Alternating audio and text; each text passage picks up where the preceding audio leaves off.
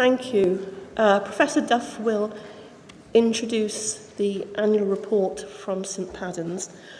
I'm not quite sure how I do this bit, so...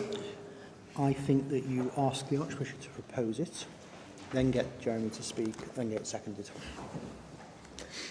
Thank you very much. It's my pleasure to introduce the report and to attend to the motion before us that the governing body do note the annual report from St Paddens Institute, in that we can do so in an intelligent way. I formally propose and look forward to hearing Professor Duff's report to us.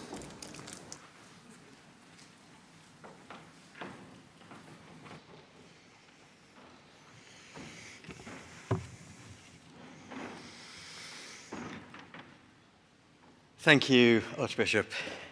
It is a pleasure to be addressing governing body in person once again. It seems like a long time. I won't be so rude as to suggest whether that's a good thing or a bad thing. I'm here to commend to you the annual report of the St Paddens Institute. I hope people have had copies. There are a few spare ones there if you want to. To commend to you the annual report for the academic year finishing last August, so 9 months ago. And of course, to answer any questions people may have. First though, if you forgive me, I'm being back here face to face, and the collation this morning has caused me to reflect back to when I was licensed to be principal at the governing body in Llandudno back in April 2016. Not by the former Archbishop, but by the one before him. The Church in Wales moves quickly. I remember 3 things from that. The first, that it was the first outing of my famous balloon joke, which drew the same balance of laughter and groans as it gets every time I use it with the St Paddens students. Second, I invited governing body members to join with me in praying each day for the growth of the Church in Wales. Perhaps we've all been more intermittent in doing that than we should have been. But the Archbishop's words this morning have reminded us of how important this is, perhaps the most important thing we can do. Third, I shared with you the 3 watchwords for St Paddens, expressing the character and the particular grace demanded in this generation, which were courage, hope, and prayer. The Lord Jesus appeared to his disciples and said, "Peace be with you. Have courage." And he breathed on them the fire of his Spirit of love, turning the hesitant into the courageous disciples who, as our Archbishop said this morning, bore witness to the saving love of Jesus Christ in such a way as to invite a response in a worn and cynical age. Courage, hope, and prayer. And I hope that as you've read the annual report, you could sense those strands running through all the different learning activities and programs which are described within it. I do want to take this opportunity to pay tribute to the staff and the learners at St Paddens who have continued to be and to build St Paddens during what were difficult times of COVID, with staff sitting on the stairs in their houses holding video meetings while small kids were in the charge of Tinky Winky and Lala in the front room, and ordinands and curates being called on to innovate rapidly and step out where they felt not fully prepared.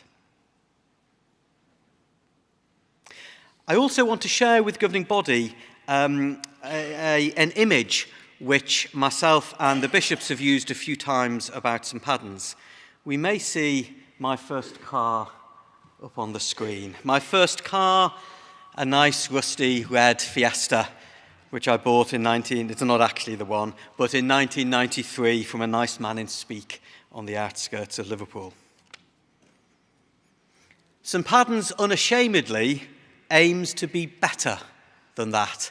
That is where we started. We improve, we build, we change, we polish. Not just the staff. Really, St Padden's is built by all of the learners, Theology for Life, candidates, curates, CMD, master's programmes, the Pioneer, Youth and Children and Welsh language networks. Maybe now we are an escort. Perhaps even a Mondeo.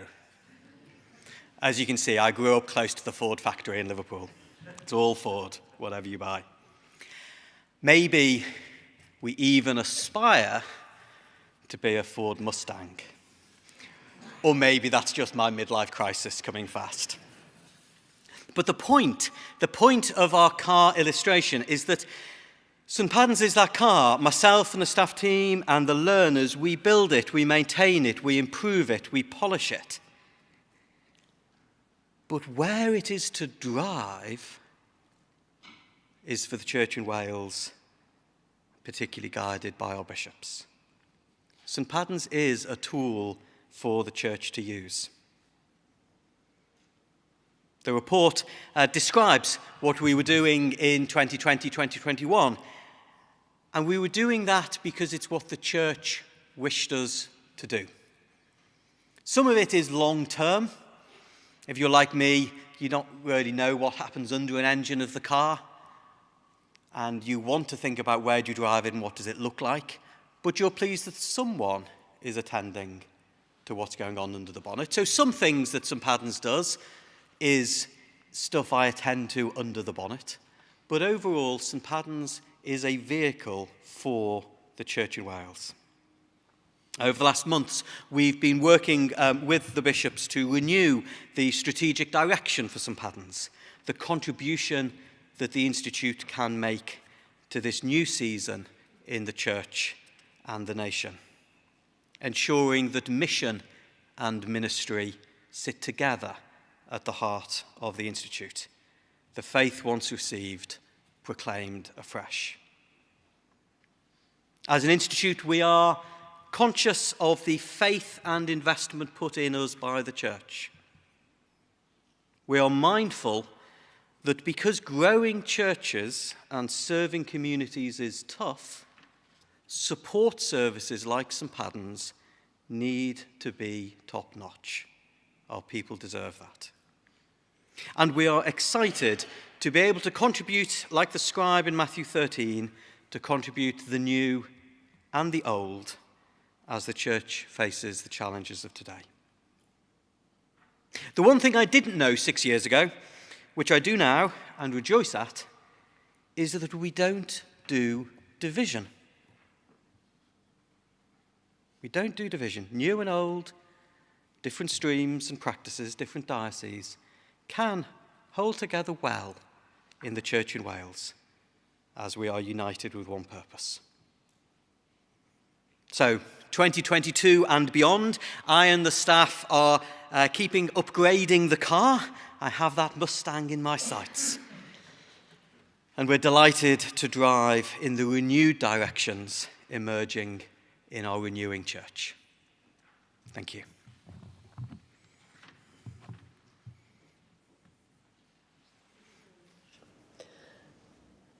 Would anyone like to come up to make a remark, a question? Again, please be mindful of the fact that if somebody has said it, you don't need to.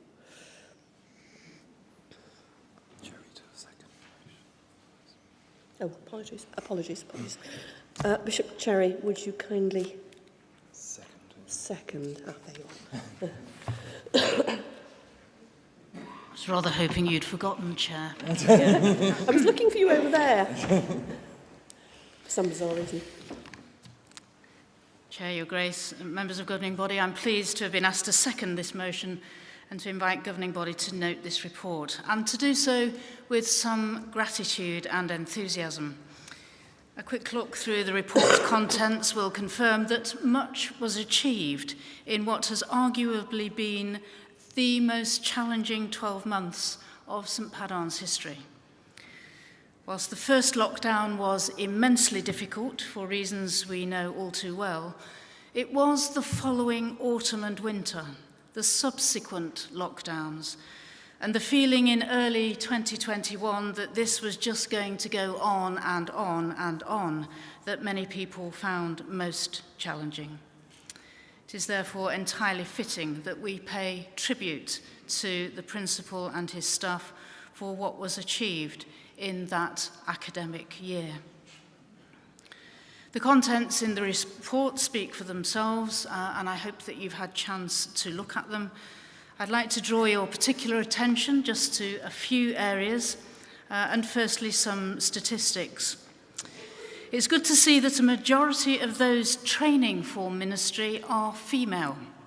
This after years of concern about the gender imbalance of those offering for licensed ministries. You'll see on page 6 of the report that in terms of stipendiary ministry, 70% are female. That is 18 out of a total of 26, and that they represent a broad range of ages, including 3 under 30. There's also good news in terms of the age profile of stipendiary candidates. And whilst there is only 3 under 30, the graph shows more candidates under 50 than over 50. This is a change from the statistics we looked at this time last year. That said, of those offering for non-stipendiary ministry and licensed lay ministries, the vast majority are in the higher range for age brackets. The section on licensed lay ministry on page 9 tells a positive story of some excellent events for LLMs that were well attended and very much appreciated. And we've been building on these in this present academic year. Numbers coming forward for licensed lay ministry, however, remains a concern, despite the desire to encourage and support lay ministry across the province. We continue to pray for more people to offer themselves for LLM, but perhaps we also need to discern whether the Spirit is prompting more people to explore informal and commissioned ministries. And finally, I was heartened, as I hope you will be, to read the paragraph at the end of page 4, detailing the place of formation and transformation as a key part of the training programme. There is a welcome focus on nurturing the disciplines of prayer, worship, and meditation on the scriptures, and on deepening candidates' awareness of and dependence on the Holy Spirit. This will go a long way to ensuring that our future ministers increasingly understand that their ministries flow out of who they are in Christ as much as what they do. Being grounded in the faith and patterning their lives and ministries on that of Christ chimes in well with the work done at the joint meetings of the Standing Committee, RB and Bench, where strong support has been given for the renewal of our spiritual life in the province and the need to build amongst ourselves a sense of confidence in what it means to be a Christian. Alongside this, it's good to see that a provincial spiritual direction course took place over these 12 months, which will further enhance the pool of spiritual directors across the province. Members of governing body, these are just a few points drawn from what is a very encouraging annual report. I commend the whole of it to you and formally second the motion before us. Thank you, Bishop Jerry. Would anybody like to come up and make a comment and ask a question? We have 1, 2. Someone came with music. Stephen Bunty, elected Swansea and Brecon Clerical. I would just like to ask the question. There was a very great bishop in England who designed a ordination programme called the Peter Stream, who Jeremy might be familiar with. And the Peter Stream works with people who come from a more deprived background, less educational background, people who don't naturally fit in a normal theological environment. And where I work in St Thomas, I have people who feel called to ordain ministry but don't feel like there is a path for them. They're getting frustrated and they're asking me to bang the door down here for them. So here I am asking whether that is likely to arrive in Wales anytime soon. Thank you. We have another one, Mike. Coming out of the light. I know. Your Grace, Chair, members of Governing Body, Mike Colmore, elected Llandaff. Could I just say I very much welcome the report and I'm tremendously heartened by a great deal that I read in it. Just one question to the Principal, if I may. I wonder, are the ordinands made aware of the fact that the Clergy Support Trust will make available to all ordinands and curates in the Church in Wales as well as the Church of England, make available the entire online library of SPCK? I do realise that perhaps cuts a little across what you're saying about there no longer being any divisions, in that facility is sadly not available, I think, to those who are training for lay ministry. But nevertheless, for those who are beginning in ordained ministry or training for ordained ministry, it could be a very significant help to them. I just wonder if they're aware of that. Thank you. Thank you. We have someone else coming?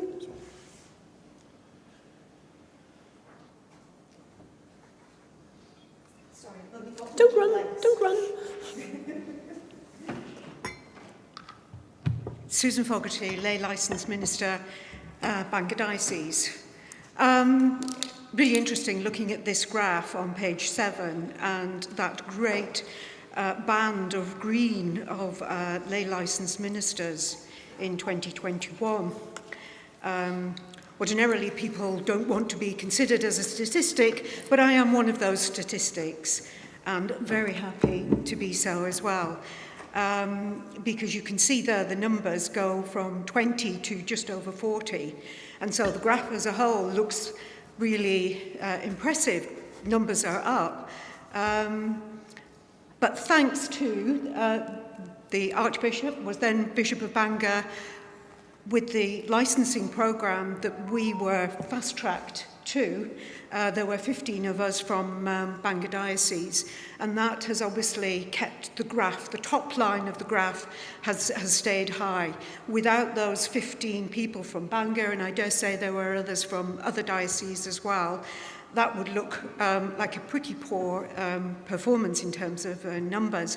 But all I can say is thank you so much for providing me with this opportunity to be licensed, to be fast-tracked, because the training that I can now receive from St Padans, the conferences and things that I've been on already, those are bearing fruit within my own church and my own ministry area that wouldn't have been possible but for this. So if it's possible, I was told that the fast-tracking of lay licensed ministers that we enjoyed in 2021, that's not necessarily going to be continued, but I would really urge bishops and others within ministry to continue with this programme of encouraging and training more lay licensed ministers.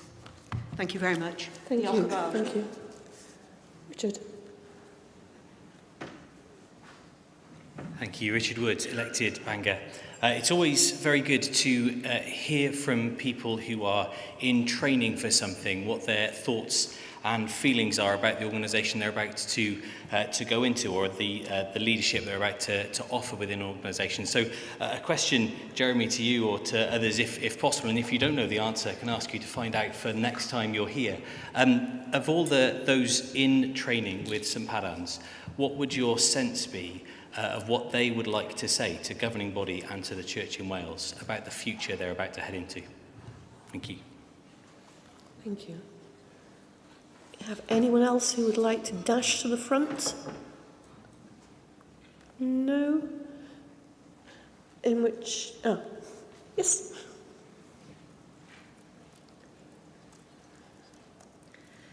Heather Temple-Williams, lay elected member Llandaff. I'm an ordinand and I'm actually attending St Padans Institute at the moment.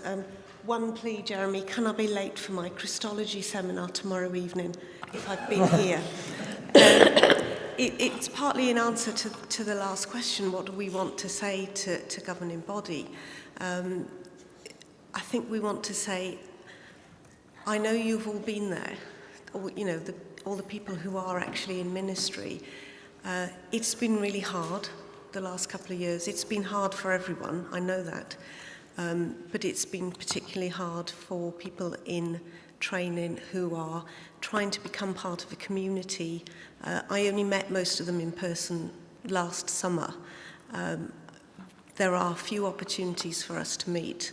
And I think what we would really like is for opportunities afterwards. Some of us are going to be ordained this year, some of us next year, is actually to allow that support that we have managed to gain together to continue in some format. A lot of us have missed out on experiences. We've missed out on the chance to be part of a learning and training community where we can support each other.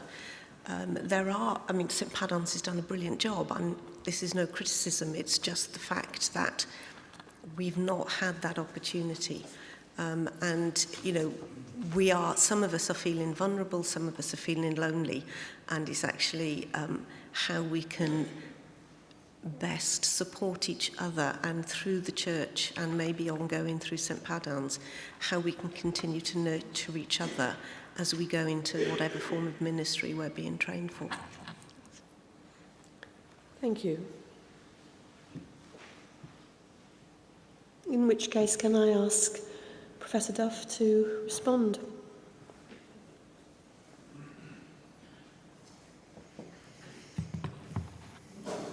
I always think Professor Duff sounds like Professor Yaffle, but that just says you more about my age and watching too much of that. Was that Stripey Cat, wasn't it? And in terms of the Christology seminar, I probably won't be there if the train is late, so I'm sure we'll be together on that. I do want to just respond briefly to each of those points, because they're really important, starting with the one at the end there, and we heard really important testimony there. People are hesitant. I remember a lot of people being ordained last year asking us to say to their bishops, do they know we haven't had the opportunities of leading lots of worship in public and this sort of thing? And I think that's it's easy for me to say. It's probably a hesitancy of people feeling more worried than is necessary. But it is, I think it's right just to point that out, isn't it? That actually one of the things which the pandemic has done is most people, or anyone with any sense getting ordained or licensed, feels a bit inadequate for the task, don't they? And we would think it was a bit odd if they thought that they were had it all. But there is a bit of a mood for people who've trained during the pandemic of feeling even more nervous. And I'm sure your prayers and encouragement will be valued there. More generally, perhaps going back before pandemic, I think in terms of what people, the mood among people in training is that they feel positive and optimistic about the future. And they're sometimes slightly confused why the rest of the church isn't. And of course, some of the time they think, is it because they don't understand, they're naive, and it will suddenly all become apparent why those who've gone before them seem rather worn. But it's an interesting comment that actually there is a level of positivity and enthusiasm among those in training. And they notice that half of the people they work with in ministry areas have that same level of enthusiasm and half don't. To go back to where we started, Peter Stream, I'll pay Steve a £5 later for asking the planted question. Well, it wasn't a planted question, but the answer is yes, in a sense. Where I was talking to the RB about that a month ago, and some of those questions are very much part of the strategic direction piece which has been emerging. I want to just explain a little bit more, though. It's a very important area, this, and there are ways of us getting it wrong. One of the ways in which the church has got it wrong historically has been through the setting up of training programs which are intended to reach out with opportunity to those from maybe lower educational backgrounds with lower self-confidence. But what they've actually done is made them permanently second class. Because distinctive training programs have been developed for people, and therefore they are always seen as being in this second box. And in Liverpool, where I'm from, there was a great scheme after Faith in the City report in the 80s about creating an OLM scheme. But actually the aspiration wasn't that people on that OLM scheme were the next archdeacons. The aspiration was they would be good parish assistants. Now, is that raising aspirations, or is it boxing people in? So the important thing in a scheme like that, people talk about the Peter Stream, set up a few years ago in London. The important thing is that these are give extra support to get to the same place, not a lower place. I would often use the language of aeroplanes taking off. Some aeroplanes need a longer runway, but the aim is they all become airborne. And so we need to be very careful in devising schemes to unlock this potential, to widen participation, that we are helping people with mentoring, encouraging, to get to the... We want people that Steve was talking about to be the next archdeacons, not to be boxed in as being, well, they're good in their box. And that's the thing we've just got to watch in how we set that up and organise it. The Peter Stream, particularly in London, has been doing some really, really great work. It's particularly been addressing racial discrepancies in London as well. And so the aim is to do with non-represented groups, but particularly given the diversity of London, there was a particular work there, not just to people from lower educational backgrounds, but saying why are people from different ethnic groups in London who are just as well educated and everything else as the white people, why are they not represented among Anglican clergy? So there's things going on both about race there and about education. What I think when we ask about the church in Wales, our ordination programme, forgive me for saying it, actually is dealing quite well with people with the proverbial Harvard GCSE and woodwork. And also I think we have to admit the small numbers of ordinands we have overall, 10, 12 new stipendiaries a year, means creating a scheme is quite difficult. What I think is the more important thing for us to do first is to be working to support people further back than that, helping people in parishes without confidence, from maybe urban deprived areas or rural deprived areas, people without the confidence to move forward, who would never sign up to be on a course because of those confidence issues, would be worried about a Bible study because they can't really read very well and might be asked to read. It's actually helping those people see themselves and develop as leaders, which I think is the thing we need to attend to produce confident people from that background to engage with ordination programs. So I think we will get it wrong if we focus on trying to get small numbers into ordination from that. I think the aim at the moment is to focus a bit more on working well with creating confident disciples from people from different backgrounds, that they feel their presence and ownership of the church is equal to anyone else, and for that to feed through to ordination. Sorry, that was a long answer, but it's something I'm passionate about. The Clergy Support Trust, Mike, the answer is sort of yes and no, in that actually all of that literature that's available via the SPCK deal with the Clergy Support Trust is already mounted within the St Padden's Library, and therefore people are just clicking on it from reading lists and getting it automatically. So, yes, it is all accessible to them. No, they probably don't realise it's because of the Clergy Support Trust having paid for the deal with SPCK. But all that material, and it's great now, there is so much material, good material, free electronically to our students because of those sorts of deals. And the really good news, Mike, is the way it's arranged is our lay candidates can get it as well. The decision was to allow St Padden's Library to access that material, not to restrict it to the ordinands within St Padden's. So, no, and it's really important. It's a great facility.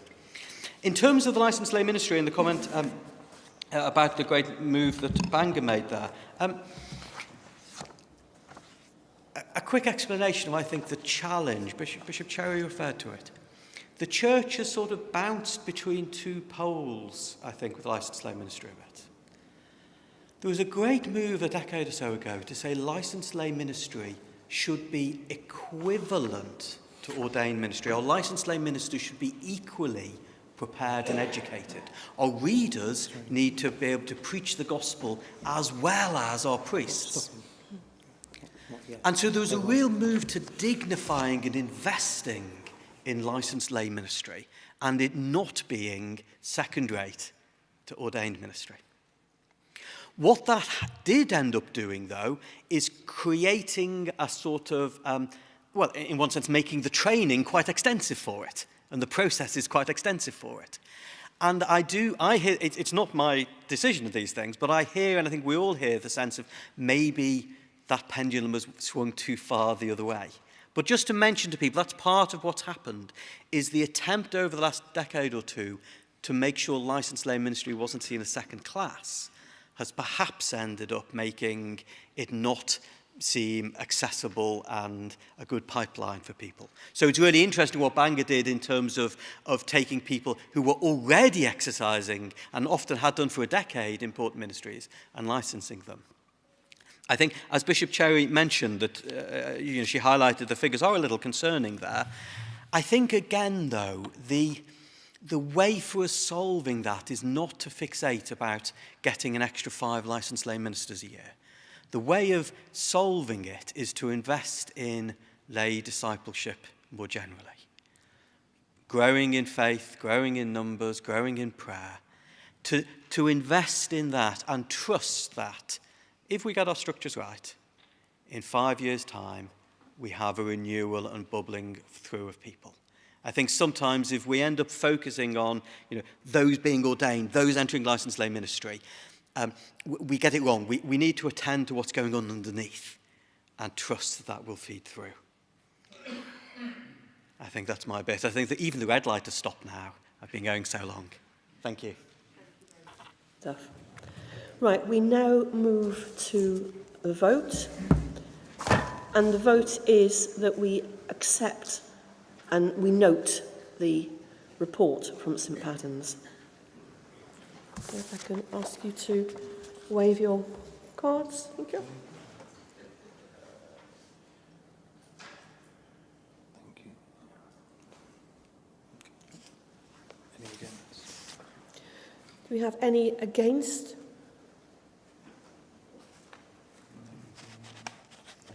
Anyone wishing to abstain? We've passed that unanimously. Thank you very much, everyone. Thank you very much, Professor Duff. We now move on to question time. So we have 5 questions. The procedure for managing the questions is set out at the back of the agenda on the page headed Procedural Matters.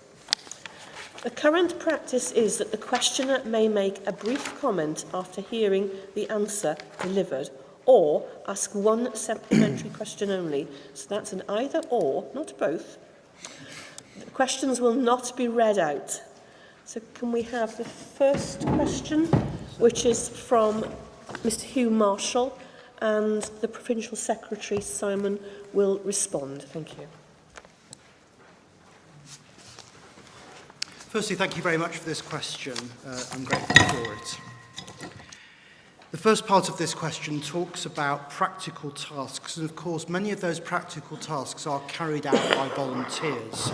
And I want to start my answer this afternoon by paying tribute to the vast army of volunteers with whom the Church in Wales simply would not function if it wasn't for their time and their talents that they put in, sometimes in connection with our estate of buildings, but also those here who are contributing their time and their skills to the governance and administrative life of the Church.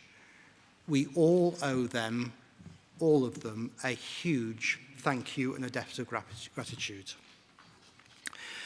This question has got two ideas in the question. The first of these is to create a question and answer forum. We've had a talk about this and we can see the attraction of something like that, but what we would prefer to do is to respond to that idea by looking for patterns in the questions that our teams are asked and using those as the programme, to set the programme rather, for the publication of guidance notes on the Church in Wales website. The reason we prefer that is it allows individuals to seek advice without feeling that they're doing so in a public forum. Those who are skilled in GDPR might highlight some problems with that. So we welcome feedback on what areas of advice is needed, and we'll consider further alternative ways in which information can be shared when there are patterns emerging, including the greater use of social media. The second idea is about sharing good news stories, and sometimes we can have the feel that the Church in Wales is better at sharing bad news stories than good news stories. But many organisations would say that. Can I therefore encourage all members of the governing body and the wider Church in Wales to bring good news stories regularly to the attention of your diocesan directors of communications? They can't know everything, and even a small story can be deeply encouraging to others throughout your own diocese and throughout the whole province who are in the same position. We want to make much more use of the practical things which are happening ministry area, mission area by mission area, ministry area, to spread the good news of what God is doing in Wales today. If you want to contact one of the teams in the office, there is a very straightforward way of doing it, and that is there a contact us button on the provincial website. I don't know if we can bring the front page of the website up on the screens. Just see if that's possible. Looks like not. Anyway, there is a button on the top right-hand corner. If you click that, you can contact any of the teams working out of the provincial office. That goes to members of the team, and they'll get back to you with an answer. And as I was saying earlier, what we'll do with those is look for patterns which are emerging and use those to generate advice notes. Thank you. Hugh, would you like to respond or ask a supplementary question?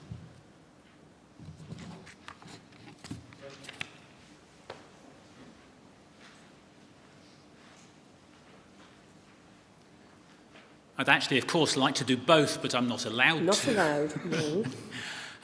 I'm grateful for your response. Thank you very much. I would simply say that as a head teacher of 15 years, almost all my best ideas and best solutions came from a forum where other people were able to contribute. And I would like to see not just what you've suggested, but both, please, a forum and what you've suggested. Thank you. Thank you very much. Moving on to our second question, which was given by Mr. Dan Priddy, and the reply will be the Head of Property Services. Alex is there. Thank you. Sorry. I'm not normally this vague, but I'm gazing straight into those lights every time. Thank you. The Church in Wales has approximately 600 parsonages.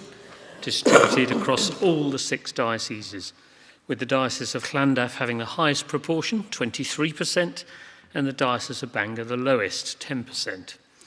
Diocesan parsonage or property boards are charged with planning the repair and improvement of parsonages, as well as deciding when houses should be sold or replaced.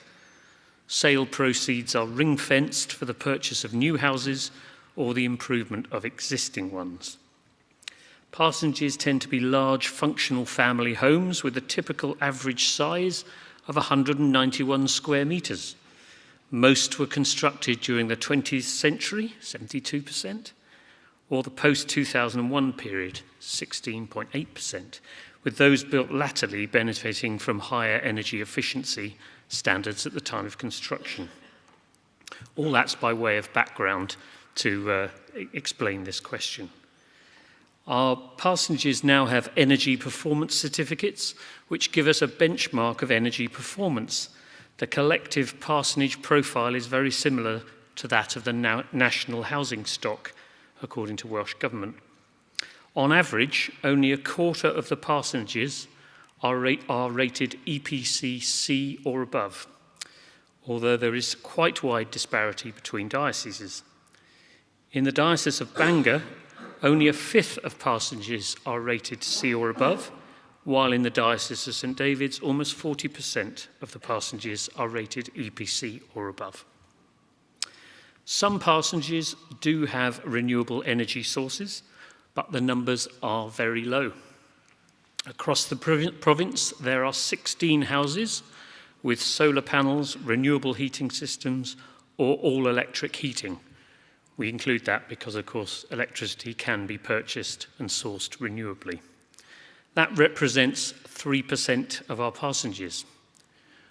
But perhaps interestingly, that compares with a national average across Wales of 7%. So we're not doing as well as the national average, but you might have thought there were more houses than that across Wales with that kind of technology.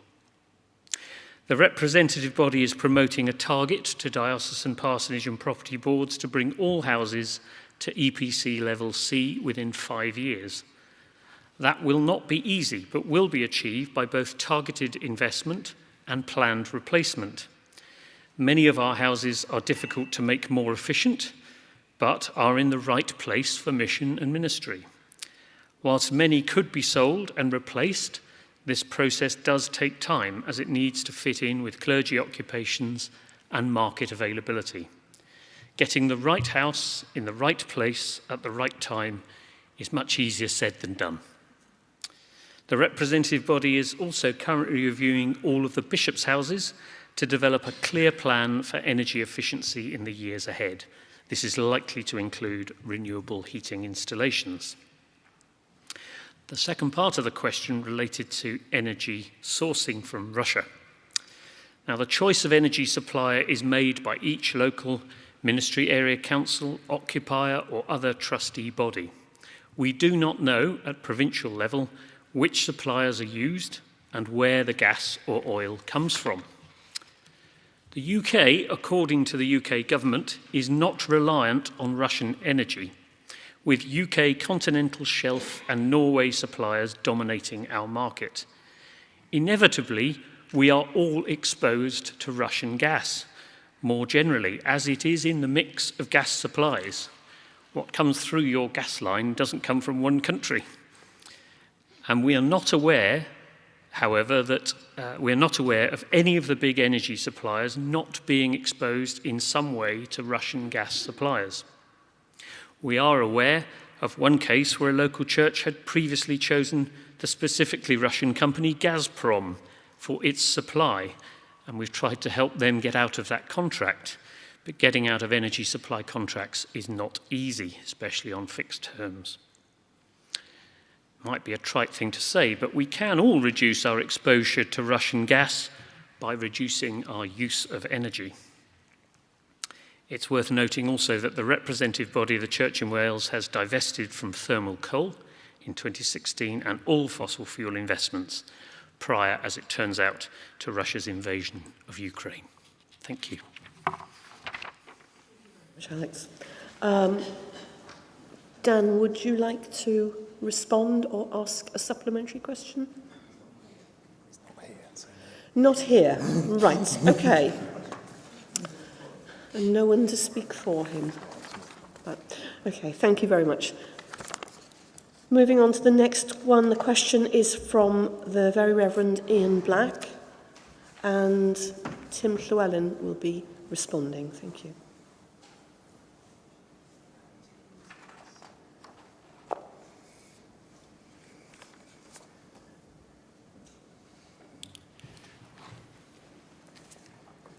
Tim Llewellyn, elected lay St David's. Firstly, thank you, Mr Dean, for this very timely question. This is, of course, the first meeting of the governing body since the Monmouth Review was published last December, and the report does indeed highlight a number of matters of a very serious nature. In just over 4 months since the report was published, quite a lot has happened, and I hope my remarks here will give a good snapshot of progress. On the 20th of January this year, the Bench of Bishops, the Standing Committee, and the trustees of the representative body met jointly to discuss the report and its recommendations, and to decide how the implementation of the recommendations should be organised. The joint meeting recognised the seriousness of the report and the importance of its recommendations, and was very keen that determined and timely progress was made. It was therefore agreed that a small working group be formed to lead this work. Terms of reference for the Monmouth Review Implementation Group were agreed and its membership appointed. The working group comprises the Archbishop, the chair of the Standing Committee, and the chair of the representative body. So the chairs of the 3 principal provincial structural bodies are members of the group, as well as the Archdeacon of St David's and me. I was appointed as the group's chair. The joint meeting was very clear that the group should also include a member who stood a little further back from that group and who could look at the group's work from a different and perhaps more independent perspective. The Right Reverend Tim Thornton, the Bishop at Lambeth and former Bishop of Truro, was therefore appointed to the group last month. The implementation group's terms of reference require it to devise a process, framework, and timetable for considering the recommendations within the report. The group will also oversee the allocation of recommendations to appropriate bodies or committees within the Church in Wales' structures for implementation and liaise with those bodies as necessary. The group will also advise on the prioritising of recommendations for implementation and agreeing and monitoring deadlines with the various committees and bodies tasked with implementation and generally monitoring progress. The group has met so far twice, on the 28th of February and the 5th of April, and we are next due to meet on the 24th of May. The group is aiming to meet at 6 weekly intervals to keep momentum. During its first meeting, the group worked its way through all 28 of the report's recommendations, arranged them into themed groups, and discussed and agreed which recommendations should be referred to which Church in Wales body or committee for onward work and implementation. All aspects of the review's report are important, and there are many points of confluence between recommendations. Some areas of work are quite far-reaching, others are very specific. Some elements of work relating to the report's recommendations were underway before the implementation group had first met. In February, the Standing Committee commissioned a separate working group to consider the entire disciplinary process, that which relates to clergy, and to propose a revised disciplinary policy and a general overhaul of the whole process. I will not go into further specific detail here about this work, but would point you to pages 2 to 4 of the report of the Standing Committee on Governance and Legal Matters circulated amongst the papers for this governing body meeting. This work is being undertaken separately to the implementation group, but clearly the conclusions the disciplinary working group reaches and its proposals for reform are of interest to the implementation group and will engage with them in due course. The Bench of Bishops has already been given consideration to the series of recommendations relating to bishops' training, mentoring, support, and MDR, and the implementation group has asked the People Committee to work specifically with them on this. This is a very important area, and we owe it to our bishops to make sure we are properly equipping them and supporting them while they undertake their complex and highly demanding roles. The group will also wish to engage with the Electoral College Working Group when it begins its work. In addition to the work already underway, the group has discussed what it considers to be the initial priorities for implementation and agreed these should be the recommendations which relate to the role and authority of the Archbishop of Wales, the general principles of the conduct of investigations, and the formation of a communication strategy in circumstances where a bishop or other senior cleric were to step back from their duties for whatever reason. These three areas were prioritised because the group felt that other incidents of a major or minor nature can arise at any time, so the sooner work to implement these recommendations was instigated, the better. The recommendations relating to the role and authority of the Archbishop have been referred to the Governance Reform Working Group for detailed consideration. Clearly, work in this area will need liaison with the bench, and I know that the representatives from the working group are to meet with the bishops at the bench meeting in June. The recommendations relating to the principles of the conduct of investigations has been referred to the representative body's People Committee, as they involve people-related policies and procedures, and in the event of an issue arising, People Services staff would lead any following work in line with these policies and processes. The Safeguarding Committee has also been commissioned to participate in the consideration of some of these recommendations, as there are obvious safeguarding associations. At its meeting on the 5th of April, the group was provided with a comprehensive update from the Director of People Services, and much constructive work is underway. The People Committee is working to timeframes for various elements of its work, with most of it aiming to be completed by the end of this year. I met with the chair of the Safeguarding Committee and the Director of Safeguarding on the 21st of April to discuss the recommendations referred to the Safeguarding Committee. The report includes a recommendation concerning communication and the development of a procedure whereby the absence of a bishop or other senior cleric from their duties for any reason is communicated.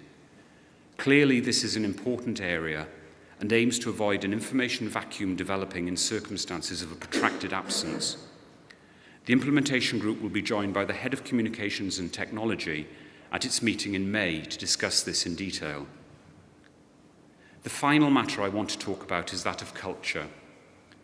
The report makes many references to culture and recommends that the bench reflects on the entire report and consider the challenges it presents to the culture, values, and ethos of both the bench and the wider Church in Wales. This is obviously a very large and highly nuanced area and will take some time to consider and digest. The bench has already begun reflecting on this and has set aside extended time during its meeting in mid-June to continue these reflections. More onward work may be instigated in this important area. I hope this answer provides a good overview of the work that is underway. It is difficult to be specific about timescales, but I am confident that significant progress will have been made in a number of important areas by the end of 2022. The implementation group has committed to providing updates to the representative body and standing committee at each of their meetings, and the governing body will of course be kept abreast of developments, either directly or via the standing committee report at each meeting. I will end by saying that the implementation group is very mindful of the need to ensure that any work to implement the recommendations has substance and is fit for its purpose.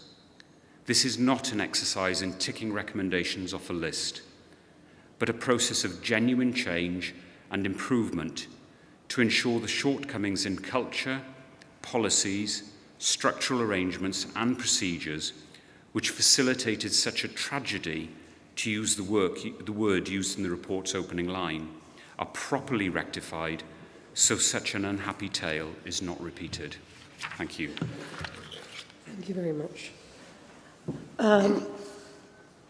Very Reverend Ian Black, would you like to respond or ask a question?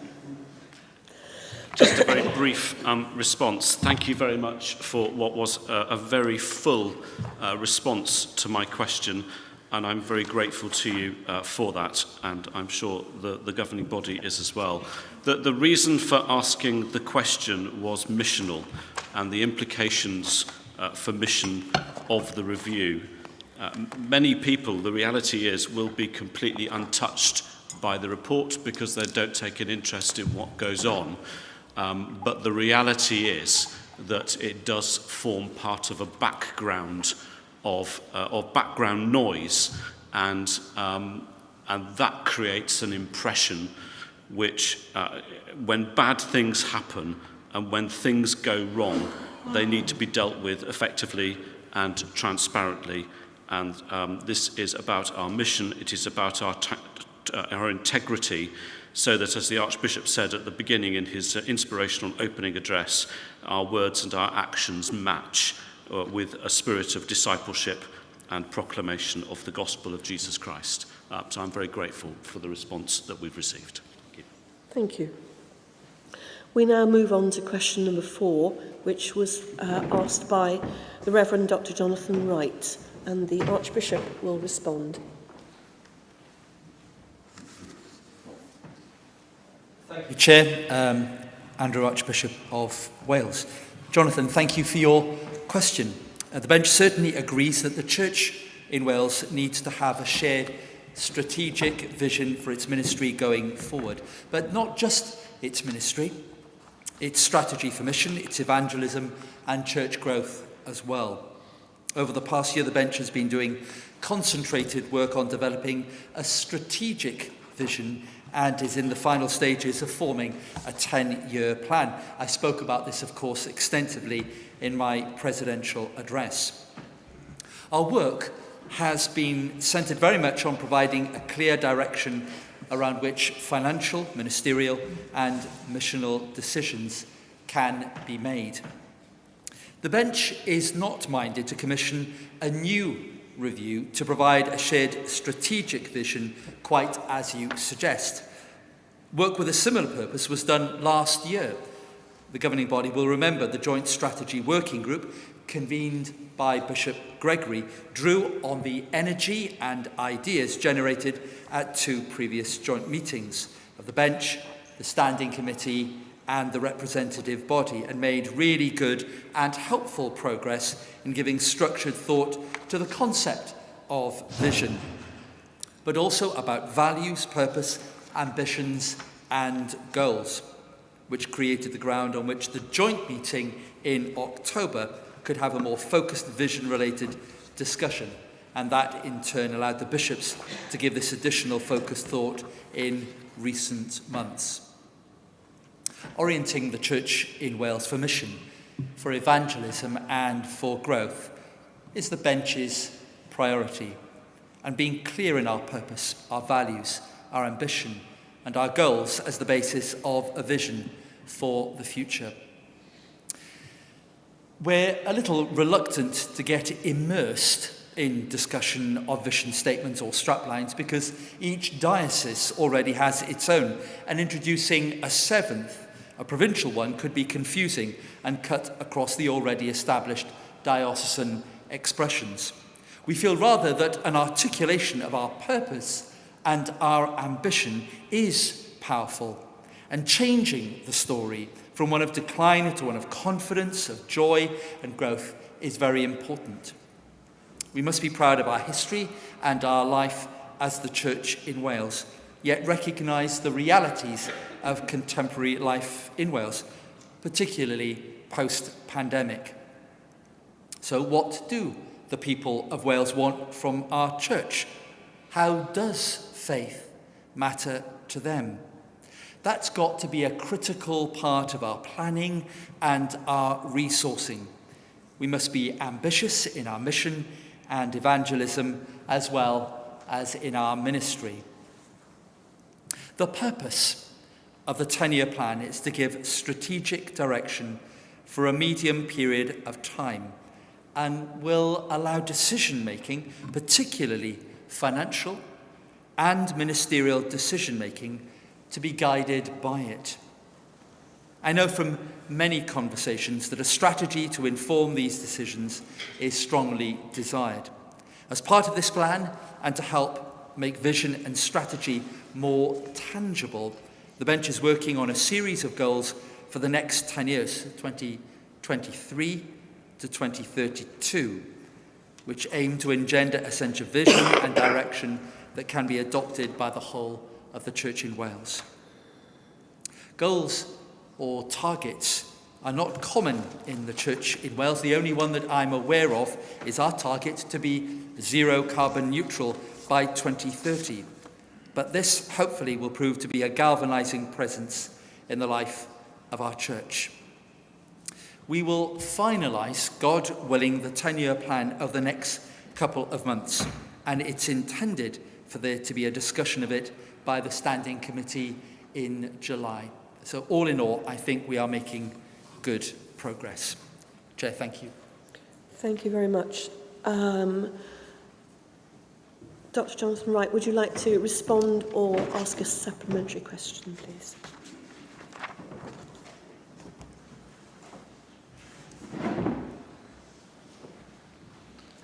Your Grace, I'm very grateful for your response and for the documents that have been published as part of the papers for this governing body.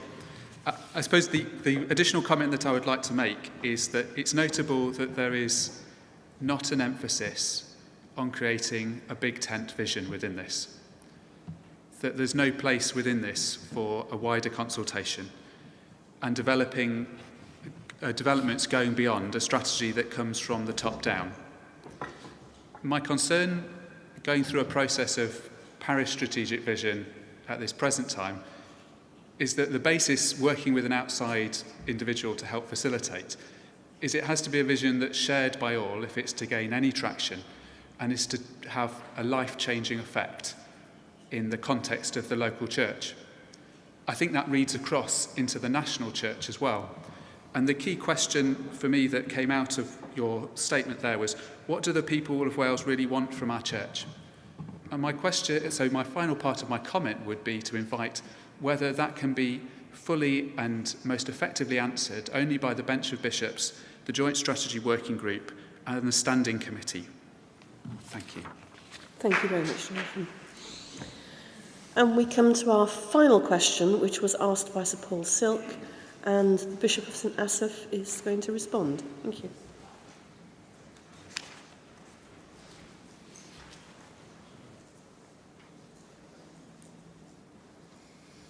Chair, members of governing body, Gregory Cameron, Bishop of St Asaph, ex officio. Thank you very much, Sir Paul, for your question. I suspect that there are very few members of the Church in Wales indeed that have not been horrified by the war of aggression started by President Putin of the Russian Federation against the nation of Ukraine. It has been very moving to see the rallying of support for Ukraine and for its many refugees, even here in Wales, which has involved members of the Church in Wales, of course, and the almost universal response of support against the aggression which we have witnessed. The World Council of Churches has itself already spoken out against the war, and it included support for the head of the Russian Orthodox Church in Ukraine, who has been clear in his condemnation of the war. This is what the World Council of Churches said. It affirms and supports the appeal issued on the 24th of February by His Beatitude Metropolitan Onufry of Kiev and all Ukraine of the Moscow Patriarchate, said Dr. Johan Sauka, Acting Secretary General. Recalling the ties of history and affinity between the Ukrainian people and the Russian people, his beatitude called directly on President Putin to stop the war, which he likened to Cain's murder of Abel. This call must be heard, said Dr. Sauka. The World Council of Churches makes the same appeal to President Putin to stop this fratricidal war and to restore peace to the people and nation of Ukraine. What has been disappointing has been the response of the Patriarch of Moscow himself, who has sided with President Putin and who has become increasingly vociferous in towing the official line. This is hardly surprising. Patriarch Kirill of Moscow has long been in debt to President Vladimir Putin for his support of the Church. And indeed, the two have cooperated in developing what is called the Russian worldview, which holds out Russia as the bearer of true Christianity and the West as agents of liberalism and decadence. The question before us is really how best to influence the Russian Orthodox Church and to win in them an ally in the search for peace and the restoration of justice. As you've already heard, not all Russian Orthodox follow the line of Patriarch Kirill, and isolating them by supporting expulsion from the World Council of Churches may only play into the narrative of persecution which is already at work. We also have to think beyond the end of the war, when the World Council of Churches, and indeed all Christians, will need points of contact and influence within the Russian Orthodox Church as a more just peace is developed. Any definitive response from the World Council of Churches to the proposal for expulsion is likely to happen at the meeting of its Central Committee in June, or more possibly at the 11th World Assembly of the WCC in Karlsruhe in September. Of course, it's possible for the Church in Wales, as a member church, to encourage a course of action which would censure support for the war and call upon all Christians to be witnesses for peace. The clearest way to do this would be for the governing body here itself to take action. And Sir Paul might like to consider joining me, therefore, in proposing an emergency motion for governing body to consider in these terms: that the governing body of the Church in Wales to call upon the World Council of Churches to take clear and appropriate action without specifying the best course of action, to distance the Council from the actions of those member churches, including the Russian Orthodox Church, who have given support to the unprovoked war of aggression against Ukraine by the Russian Federation, and calls upon all Christians to stand with the oppressed and to do all in their power to work for peace.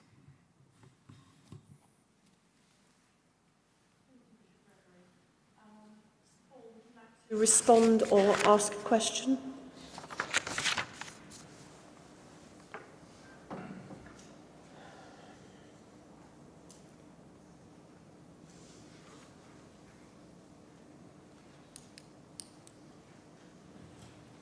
Diolch yn fawr.